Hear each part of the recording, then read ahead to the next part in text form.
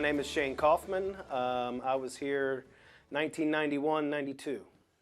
Shane, much different look of Youth for Tomorrow when you were here in 1991 and 92. Before we look back, what are your feelings when you drive on campus and see all the changes? It's fantastic. It really did blow me away. Just all the different houses that were here. The chapel itself wasn't here. Even the guard shack. Back in those days, anybody could just drive in. But yeah, it's amazing, really. So tell us about the first time you saw Youth for Tomorrow then. So the first time my family brought me here, I wasn't. The judge didn't make me come. It was just kind of the thing. One of the things that my dad had found it through our local pastor, youth pastor. The day after Christmas of 1989, I found myself in juvenile detention for 6 to 10 counts of grand larceny and breaking and entering. I remember sitting in that 5x9 cell, and the director of the home at that time came to me and he asked me if I minded if a youth pastor come to see me. And at that time, I wasn't too thrilled about it, but at that time I'd do anything to get out of my cell, so I agreed. During that time of my life, I had a lot of people that were pointing down at me, telling me how bad I was and how much I had screwed up, and not a whole lot of people really cared. But Buddy did. His name was Buddy Marston, and he came to see me at that detention center, and he just loved me. He didn't care where I'd been or what I had done, but he just loved me and accepted me for who I was. He saw the good in me. He saw who I could be instead of who I was at that time. It's because of Buddy's dedication and his love toward me that I came to know my Lord and my Savior, Jesus Christ. I found the same kind of love and the same acceptance and dedication to young people at YFT. And I owe everything to them. It was actually very warm and opening. You know, the first couple nights are a little scary. But at that time, and I don't know what it's like now, we had house parents where each end of the wing had a set of parents, and it really felt like whoever was on your hall was like your family. And that was very warm and welcoming. What were the basic issues you were facing that caused you to have to come here? Really, you know, authoritative issues with authority, just really rebelling against my parents. They had divorced when I was probably, 7 to 10 years old, and so never really did well with that, I guess. And, school was an issue. And then, just got involved with the wrong group of kids or wrong crowd. Not that it was their fault. I still make my own decisions, but, got into stealing and, things like that. And I guess my parents had just reached their end, didn't know where else to turn, so. Okay, so you're here in Youth for Tomorrow in 1991. What were some of the struggles you had, some of the challenges you had? We'll talk about how successful you've been since departing Youth for Tomorrow, but what were some of the first couple weeks for you like here? Well, it's funny. I think I might have, at the time, I don't know now, but at the time, like if you had left, that was it. You didn't get any second chances to come back to the home. And probably that first week I was put on kitchen duty, and it was my job to take the trash out at the end of the night, and I took the trash out to the dumpster and kept going. Oh, wow.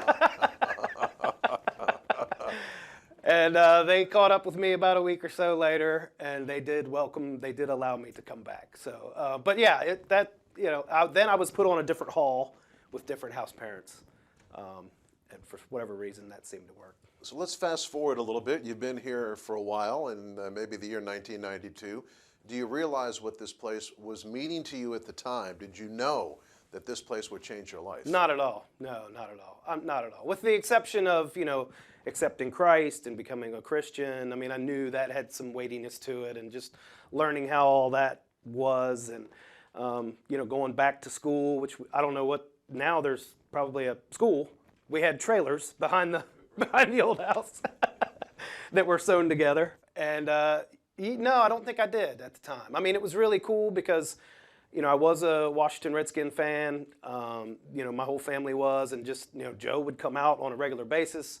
We'd take bus rides into the games and sit right on the sideline. I mean, those things were just amazing, and just having Joe come up and knowing you by name, those kind of things were really cool. We went to Hazel's house a couple times for big cookouts and stuff like that. So, you kind of felt like royalty when you would go to some of these places. So in retrospect, when did you realize that this place had a lasting impact on you, and what were some of the things that it taught you?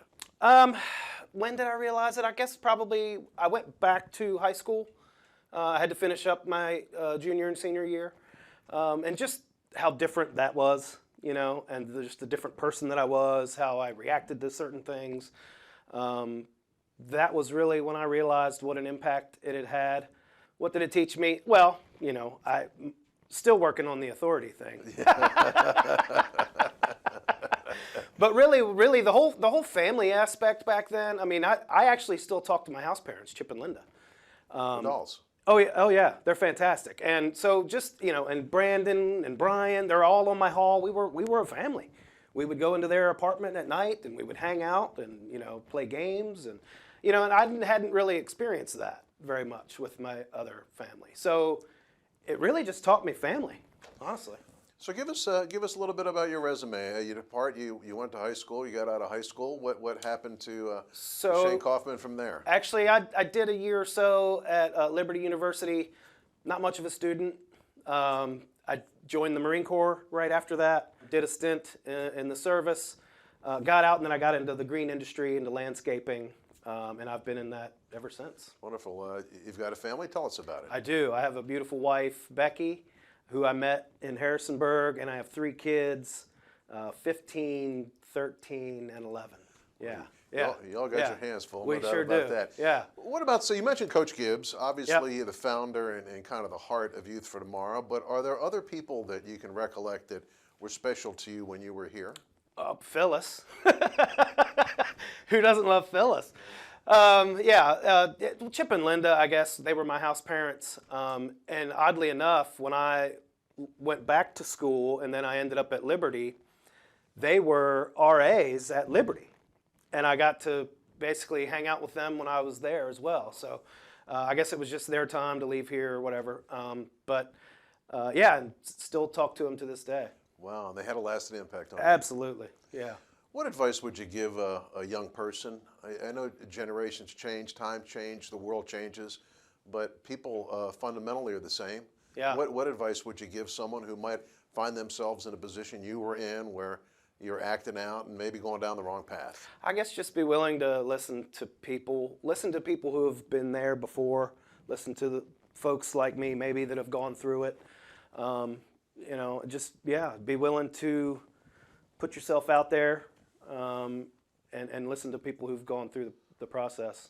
You mentioned the spiritual part of your time here at YFT. Yep. And of course it was built under the guidelines of godly principles being taught here. Mm-hmm. And what impact did that have on you?